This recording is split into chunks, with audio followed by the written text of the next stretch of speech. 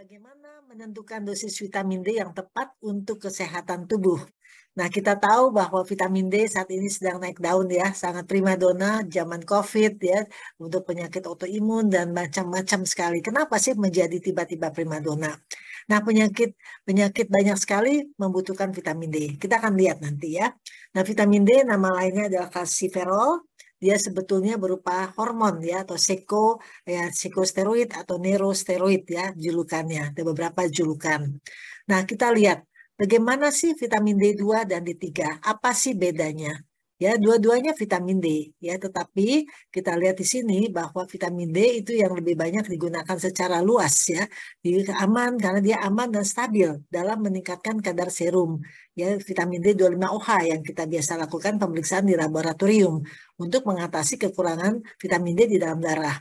Sedangkan vitamin D2 ergocalciferol dia kondisinya tidak begitu stabil untuk pemeriksaan ya sehingga yang diambil yang vitamin D3. Tapi D3 juga bentuknya yang vitamin D25OH. Tetapi yang aktif adalah vitamin D 1,25 dihidroksi vitamin D. Ya, tetapi kalau dalam darah kita periksanya adalah yang 25OH. Nah, ini kalau kita lihat di sini, sumber daripada vitamin D ada dari matahari. Yang paling murah itu matahari. Tuhan menciptakan matahari untuk semua umat ya. Tetapi sayangnya tidak semua orang bisa mendapatkan vitamin D dengan berbagai macam kondisi. Ada penyakit autoimun yang memang tidak boleh kena vitamin matahari. Bahkan dia akan flare atau kambuh bila kena matahari. Ya, tapi ada juga orang yang bisa sebetulnya kena matahari tapi waktunya nggak ada. Ya, dia harus kerja kantor, dia jam 6 jam 7 pagi berangkat, kemudian masuk AC, pulang juga udah malam, ya udah berangkat gelap, kadang-kadang pulang gelap pula ya. Jadi tidak sempat berjemur. Nah, jadi bagaimana dong kalau kayak gitu? Sumber lain adalah dari makanan. Makanan yang kita makan misalnya ikan tuna, ya telur, ya kemudian daging ya atau liver hati, tetapi harus jumlah besar. Ya, jadi nggak mungkin juga ya. Jadi tapi kita bisa memilih makanan yang mengandung vitamin D, makanan yang sehat, tetapi harus dalam jumlah besar untuk mencukupi.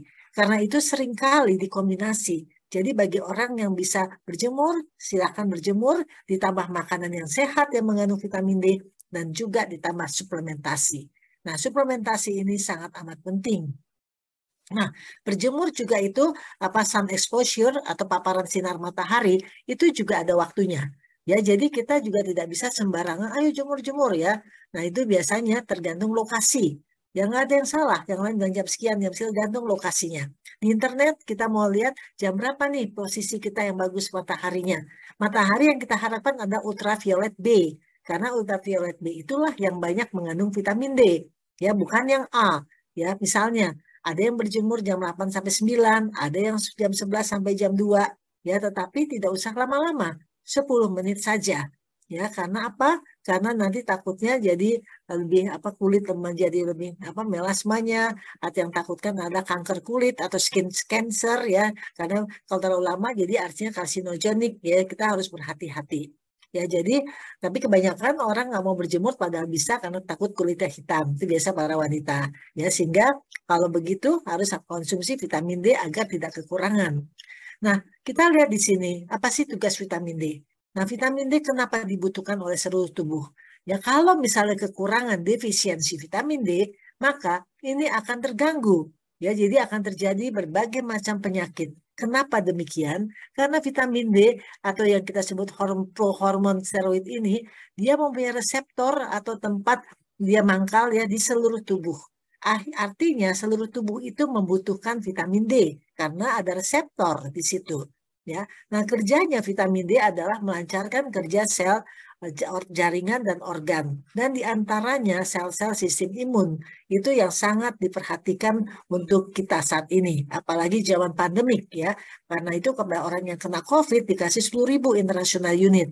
Untuk hari-hari biasa zaman pandemik 5.000 international unit. Ya, seperti itu. Jadi kita melihat dari segala sisi. Nah, menurut World Health Organization atau Badan Kesehatan Dunia, ya kerja vitamin D itu membutuhkan aktivitas. Ya, jadi aktivitas daripada vitamin D reseptornya ya, tempat mangkalnya, tempat parkirnya vitamin D di dalam organ tubuh kita. Ya, dan dia mengatur gen. Ya, diketahui lebih dari 1000 gen yang on and off ya, diatur oleh kompleks vitamin D, dan vitamin D itu merupakan reseptor termasuk gen pada sistem imun. Jadi kalau fungsi klasik daripada vitamin D adalah memetabolisme kalsium. Ya, jadi vitamin D kita minum, kalsium juga akan lebih mudah masuk. Kesehatan pertumbuhan tulang, pencegahan riketsia. Nah, ini yang kita udah tahu ya, klasik. Nah, kalau yang non klasik itu imunitas. Sistem imun sistem dibagi dua, ada yang innate dan adaptif. Innate itu yang natural, ya, adaptif yang didapat. Nah, juga fungsi yang non klasik dia menurunkan risiko autoimun dan keparahannya. Jadi pada penyakit autoimun yang parah itu vitamin D-nya rendah. Nah, metabolisme seluler di hampir seluruh sel tubuh. Terus regulasi sitokin pro dan antiinflamasi, penyakit inflamasi, dan neuropsikiatrik ya, kanker dan yang lain-lainnya. Itu bisa terjadi kalau kekurangan vitamin D. Nah, faktanya gimana? Prevalensi insufisiensi dan defisiensi vitamin D terus meningkat. Sekitar lebih dari setengah populasi dunia memiliki kekurangan atau yang kita sebut defisiensi vitamin D. Nah, rata-rata kadar vitamin D di orang Indonesia kurang dari 20 nanogram per mililiter. Itu satuannya adalah nanogram per mililiter. Nah, biasanya terjadi defisiensi pada anak-anak 2-12 tahun 94%. Pada wanita 18-40 tahun 63%. Wanita hamil 61,25%. Dan pada orang usia lanjut atau lansia di atas 60 tahun 78% kekurangan vitamin D. Karena mereka tidak bisa berjemur. Nah, vitamin D pada anak kita lihat ya, defisiensi. Ya, defisiensi itu artinya dikurang di bawah 20 nanogram per mililiter. Insufisiensi itu antara 20-30, inadequate dan juga desirable. Ya, kalau yang normal sekali itu di atas 30 ya, minimal 30 sampai 100 ya. Gitu. Jadi kalau kita lihat di sini, apa lebih dari 94% anak Indonesia tidak memiliki kadar vitamin D yang cukup. Nah, ini kita lihat ya, ayo kalau normal itu sufisiensi ya, kata-kata lainnya sufisiensi 30 sampai 100 ya nilainya. Kita harapkan yang bagus itu di atas 50. Ya, kalau potensi toksik itu keracunan di atas 100 nanogram per mililiter. Kita tidak mengharapkan di atas 100. Tapi di luar negeri banyak mengatakan normalnya kok 150. Mereka pakai patokan 150. Jadi mereka 120, 130. Tapi kita bilang kita di Indonesia. Ya, berat badan Indonesia dengan bobot luar negeri kan berbeda. Ya, jadi kita ikuti saja yang di Indonesia. Kalau insufisiensi itu artinya rendah tetapi tidak parah, yaitu antara 20 sampai 30. Tapi kalau di bawah 20 itu baru defisiensi, sangat amat kurang. Ya, karena itu kita bagusnya melakukan pemeriksaan untuk menentukan dosis yang tepat dengan monitoring dokter. Jadi kita ke laboratorium, kita cek vitamin D dalam darah, sehingga kita bisa memulai. Tetapi tentu harganya memang kadang-kadang ada yang mahal laboratorium, sehingga orang, aduh nggak usah deh, berapa deh saya minum aja gitu ya. Jadi kalau di Badan POM itu 4.000 untuk daily, ya untuk hari-hari 4.000 international unit. Karena kalau udah 5.000 udah masuk pengobatan. Nah, penyebab defisiensi vitamin D karena kurangnya paparan sinar matahari, apa namanya misalnya gaya hidup, ya pakai di AC terus, ya keluar mobil AC, masuk ruangan AC, dan perawatan rumah sakit, budaya berpakaian, misalnya yang baju muslim kan kita rata-rata ketutup, ya itu juga sulit untuk matahari menembus.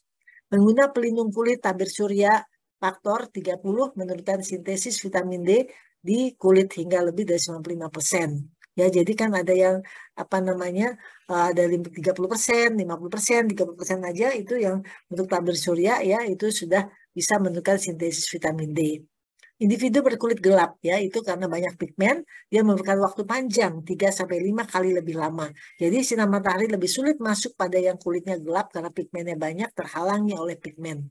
Usia juga demikian, makin usia juga semuanya lebih lambat ya kondisinya. Penyakit kronis juga berarti dia agak jarang berjemur, obesitas ya, genetik ya, asupan vitamin D yang rendah ya, sindrom malabsorpsi, kemudian chronic granuloma forming disorder, penyakit-penyakit lain ya, yang memang penyerapan vitamin D-nya jadi susah.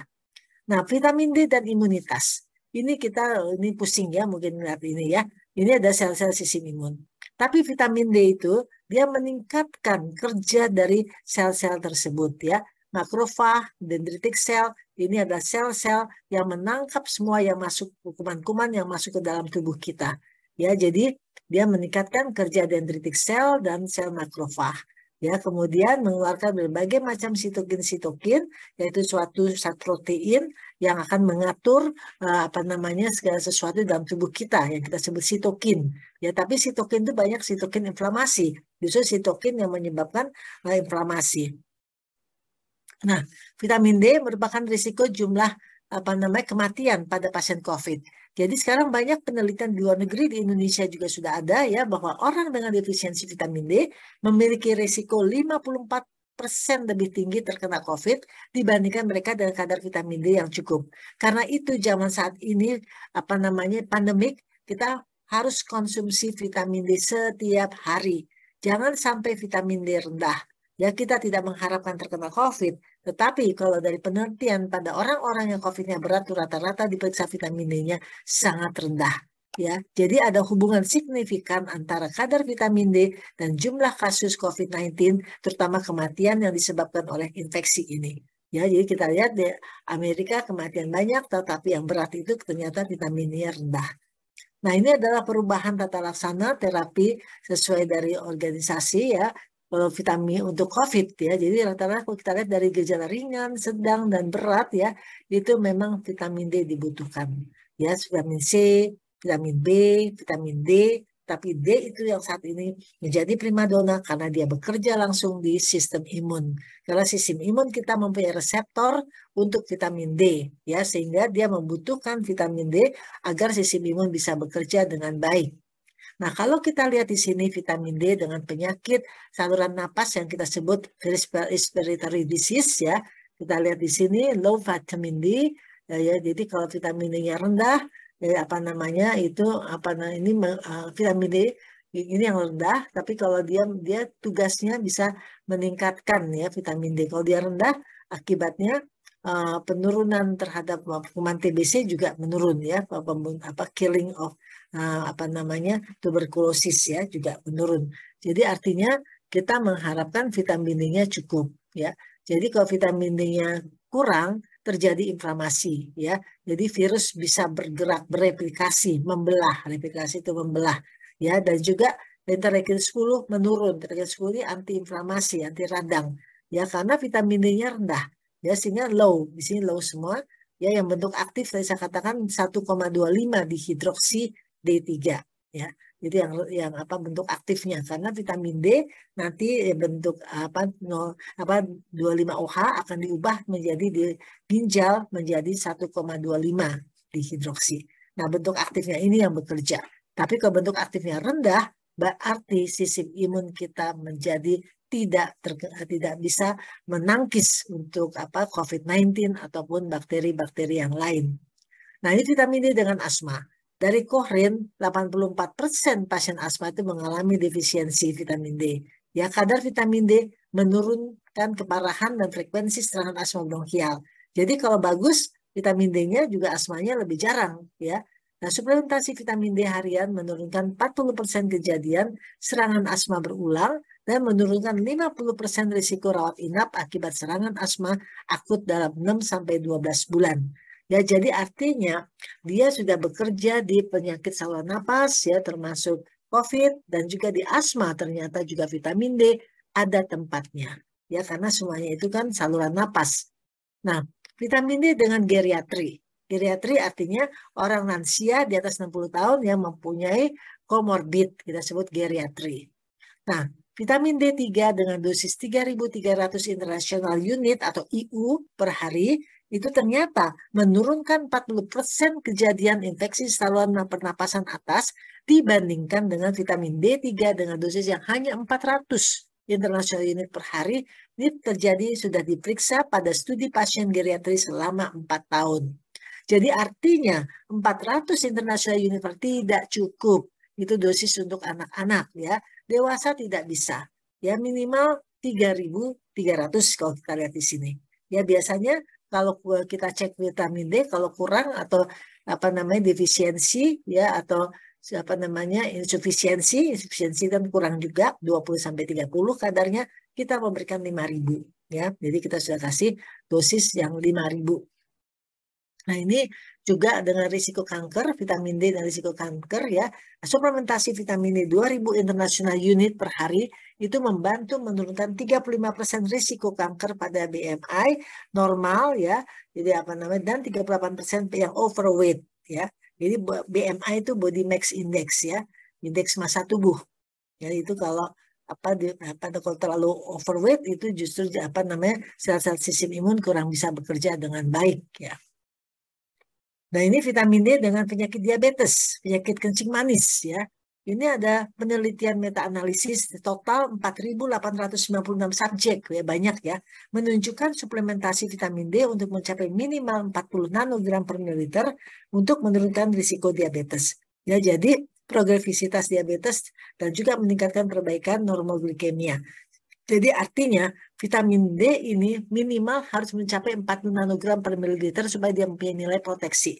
Ya, supaya diabetesnya tidak berjalan progresivitas, tidak progres, tidak berkelanjutan. Ya, dan juga meningkatkan perbaikan normoglikemia, perbaikan kadar gula darah. Ya, tapi harus minimal 40. Jadi kalau kita cek di laboratorium berapa sih kadar vitamin D kita masing-masing. Saya dulu cuma 7 ya. Jadi rendah sekali, makanya cepat capek, cepat lelah, cepat sakit sendi. Ya, jadi kita berikan vitamin D secukupnya sampai akhirnya bisa mencapai di atas 50. Karena harapan kita memang di atas 50 itu akan stabil ya, sehingga kalau terkena penyakit itu diharapkan tidak terlalu berat. Nah, vitamin D sekarang ada yang 5.000, ID 5.000 itu yang sudah ada di Indonesia. Ya, bagaimana dengan diabetes neuropati?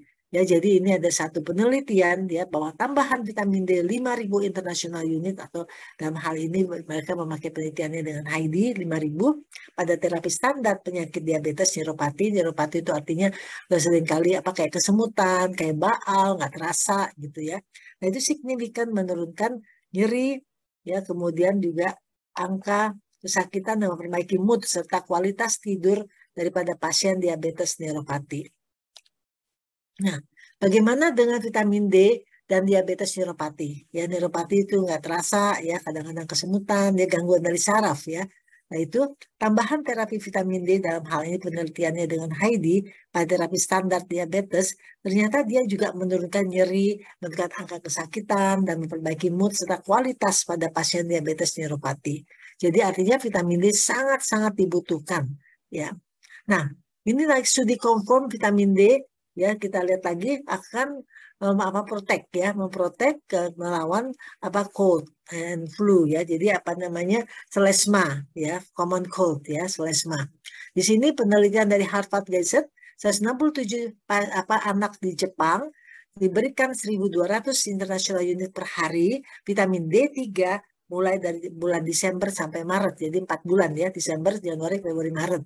Akan menurunkan 42% risiko terkena influenza dibandingkan dengan placebo, dan asma attack, serangan asma pada 2 pasien dibandingkan 12 anak dengan placebo.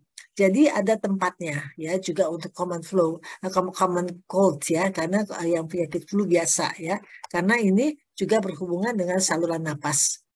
Nah, vitamin D dengan neurokognitif. Vitamin D defisiensi ya yang kurang dari 20 nanogram per mililiter itu diobservasi ya pada sekitar 45,6%, dan kalau kita lihat di sini bahwa 10 nanogram per mililiter itu vitamin D ya 1,17 poin lebih tinggi ya. Jadi kalau kita lihat sini bahwa kadar vitamin D ini selama kehamilan terkait positif dengan IQ anak usia 4-6 tahun. Jadi neurokognitif itu penting sekali ya. Jadi kita biasanya nggak mikir kalau ibu hamil ya, IQ-nya anaknya bisa rendah, apa tinggi ya, atau normal. Nah, kalau kita lihat sih kadar vitamin D selama kehamilan ini penting sekali ya, karena berhubungan positif dengan IQ anak ya pada usia 4-6 tahun, menunjukkan vitamin D memainkan peranan penting dalam pemrograman perkembangan neurokognitif daripada anak tersebut. Karena itu boleh dengan kata lain saya katakan bahwa ibu hamil membutuhkan vitamin D. Boleh nggak ibu hamil vitamin D? Boleh. Berapa dosisnya? Biasanya 3-5.000 tergantung kebutuhan. Cek dulu vitamin D dalam darah, itu yang paling ideal. Ya, kemudian konsultasikan dengan dokter kebidanannya, dengan obginnya, berapa dosis yang akan diberikan. Biasanya antara 3.000 sampai 5.000. Tetapi cek dulu ya untuk itu ya. Bagaimana juga ibu hamil tetap memerlukan vitamin D. Nah, bagaimana vitamin D dengan demam berdarah? ya DBD. Kalau kita lihat di sini bahwa mekanisme antivirus vitamin D terhadap flavivirus, demam berdarah namanya virusnya ada flavivirus, termasuk virus dengue. Ya, virus vitamin D itu menginduksi ekspresi daripada messenger RNA dalam makrofag yang menargetkan gen respon, inflamasi, dan stres untuk menurunkan infeksi virus dengue. Jadi artinya apa? Bahwa efek daripada vitamin D terhadap dengue mengikuti dosis dependent. Ya, jadi suplementasi vitamin D 4.000 international unit ini signifikan menurunkan persentase terinfeksinya makrofag oleh virus dengue, menghambat replikasi virus dengue, dan juga meningkatkan respon imun bawaan dan regulasi respons inflamasi dibandingkan dengan vitamin D 1000. Jadi artinya kebutuhannya adalah 4000 untuk demam berdarah. Ya 1000 itu nggak banyak artinya ya. Kalau udah sakit itu berarti membutuhkan vitamin D lebih banyak. Karena vitamin D itu bekerja di sistem imun. Jadi sistem imun membutuhkan vitamin D supaya bisa diaktifasi untuk melawan virus. Kalau cuma 1000 itu tidak bisa menggerakkan sistem imun dengan baik. Ya makanya Badan POM mengambil nilai 4000 international unit itu dianggap yang signifikan untuk sehari-hari kita. Nah, rekomendasi dosis. Ini panduan praktis klinis daripada IDAI, Ikatan Dokter Anak Indonesia pada tahun 2018. Asupan harian anak itu sekitar 400 international unit. Ya, anak yang tidak mendapatkan cukup sinar matahari, nah ini bisa diberikan 1000. Ya, ada yang 1000 dikunyah. Ya, dari Heidi itu ada yang 1000, jadi enak bisa dikunyah sama anak-anak ya, rasanya juga enak ya, jadi itu saya kira akan lebih bisa memberikan support ya kepada anak-anak yang membutuhkan vitamin D. Menaikkan kadar vitamin D 25 OH menjadi 30 nanogram per mililiter adalah kadar sufisien. Jadi kita harapkan sampai 30 lah paling tidak ya minimal. Tapi harus lebih ya, harus lebih. Jadi 1000 ya. Jadi rata-rata kita bisa berikan untuk anak-anak bisa 400, 800 sampai 1000 ya tergantung umurnya anak ya, dan biasa dokter anak yang sudah bisa memberikan untuk hal itu. Nah, ini rekomendasi dosis vitamin D dari Endocrine Society Clinical Practice Guidelines. Jadi endokrin adalah yang mengatur hormon-hormon, dan vitamin D dimasukkan sebagai prohormon steroid ya. Jadi memang endokrin yang bisa membuat regulasi ya. Jadi rekomendasi berapa yang dibutuhkan. Nah, inilah yang kita lihat bahwa American Association of Clinical Endocrinologists yang kita ambil dari Amerika, karena di Indonesia sendiri belum ada yang baku sehingga kita mengambil dari endokrin di luar. Tapi ya inilah yang kita pakai ya sampai hari ini. Jadi kalau kita lihat di sini tergantung ya, ini tergantung kalau untuk treatment defisiensi itu bisa dibutuhkan sampai 10.000 bahkan ya. Kita lihat aja pada COVID-19 pada dewasa diberikan 10.000 IU ya, 10.000 international unit ya. Itu yang dibutuhkan ya. Kalau yang biasa aja pada zaman pandemik yang saya katakan tadi adalah 5.000 international unit ya. Jadi itu kebutuhan yang dibutuhkan untuk sistem imun kita ya, supaya bisa melawan si virus tersebut. Nah, berdasarkan keputusan Kepala Badan Pengawas Obat BPOM ya, bahwa vitamin D3 1000 sampai 4000 international unit masuk ke dalam suplemen. Jadi artinya bisa beli bebas ya.